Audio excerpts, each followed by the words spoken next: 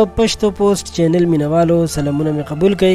پیښور مترا پولیس سټیشن سره نږدې ډیر ظلم شوی چې یو افغان ماشوم بادشاه چې د شهراز زوی و پرون ماښام وژل شوی دی ځکه چې دغه کسانو ترې د یارانی غوښتنه کوله او د ورسره یارانه نه کوله چې هغوی پرې خپل زړه سوړ کړی او دا غریب یې په ډیر دردونکي مرګ باندې وژلی دی. د روژې مبارکې ورځې دي چې د الله پاک نه پکې د خپلو ګناهونو معافي غوښتل پکار دي. هلته ځینې خلک داسې کارونه کوي چې د انسانیت نوم یې وشرمولو. د ښکلی هلک د افغانستان سره تعلق لرلو خو د کلونو نه دلته اوسېدل او خپل در غریبي یې کوله. په پیښور کې د ورسک روډ باړه پل اوسېدونکی و چې نه خو یې چاته بد رسولی او نه یې چاته تکلیف رسولی و. تر اوسه پورې داسې معلومات نه دي شوي چې ملزمان څوک دي او پولیسو څه اکشن اخیستی دی او که نه. خو دې دردونکي مرګ نه چې هر څوک خبر شوي دي نو خفه دي. د بادشاه ماشوم لپاره اواز اوچتول ضروري دي ځکه چې داسې په لسګونو هلکان په دې طریقه ووژل شول او تپوس یې ونه شو ځکه خو د خلکو سترګې سرې شوي دي